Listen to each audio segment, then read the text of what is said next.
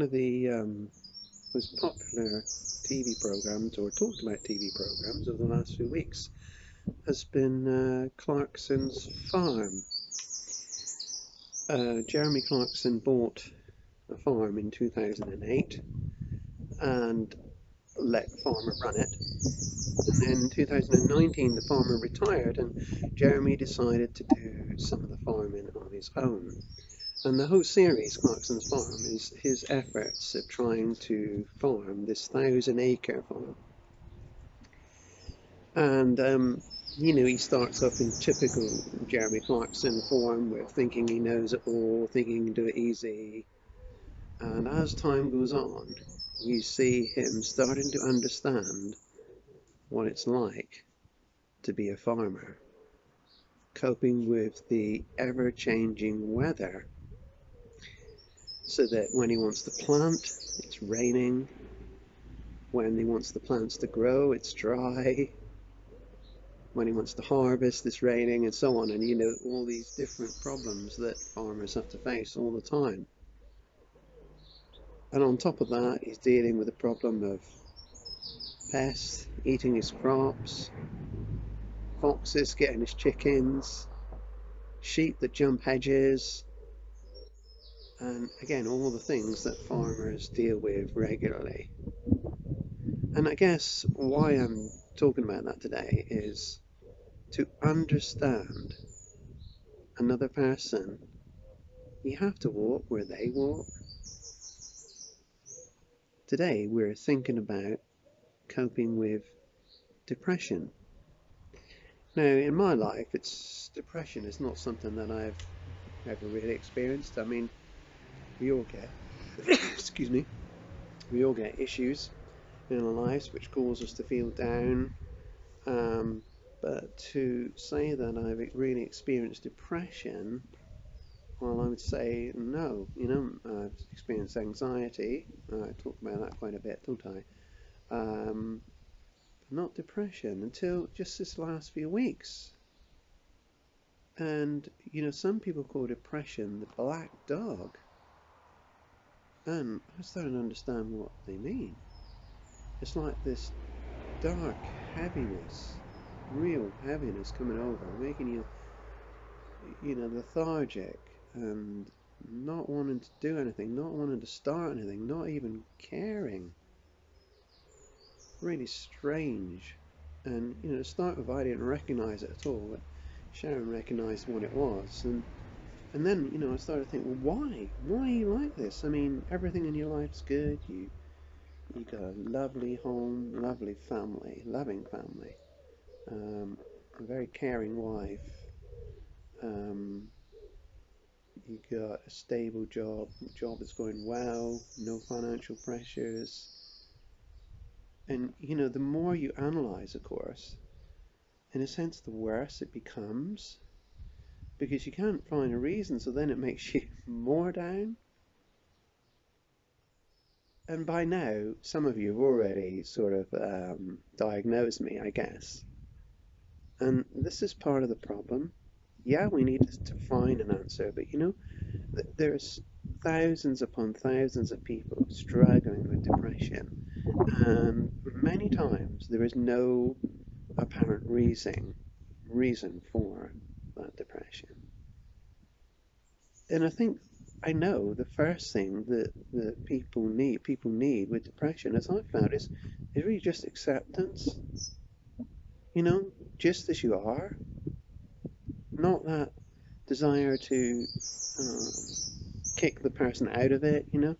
Oh, surely you can shake it off. And I knew this from my counselling training, that you can't, and it's not a thing to say. But when you're in it yourself, you suddenly realise, wow, that's what they mean. This is really tough. Not a nice feeling at all. Well, one of my favourite readings from the Old Testament, and I've used this many times in many other instances, but I want to read it now. And this is from Micah chapter 7, verse 8. And its context is talking about Israel But I see no reason why, as Israel is God's people, I see no reason that we today, as God's people, cannot claim this verse for our own. So it says here, "Do not gloat over me, my enemy. Though I have fallen, I will rise. Though I sit in darkness, the Lord will be my light." And to me, that's a great hope. Because there is this sense in which sometimes you think, oh, people are thinking, why are you like this? Why are you so down? Why are you so black? Why are you so bleak? But God recognizing that there is a dark place that we sit in, and that into that darkness He can bring His light. And, I'm not sitting here with all the answers today. I'm sitting here with perhaps a little bit more understanding.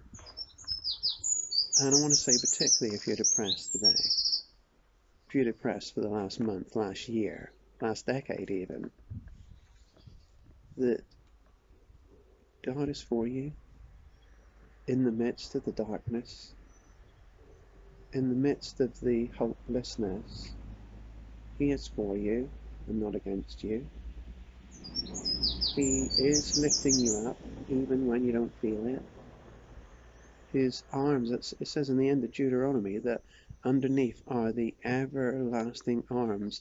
And to me, that's like, if you're falling off a cliff and you're in free fall and you can't feel his arms because they're just below you, but they're there to keep you safe. Well, this rose, when Sharon brought it home, it was nearly dead. And look at it now, full of life, full of blooms. It couldn't do anything. It just had to sit there and receive.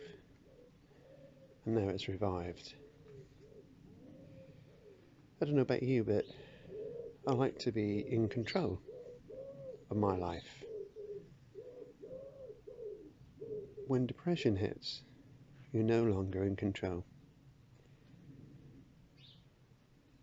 But I know this, we can hand over the control to Jesus. Jesus said this,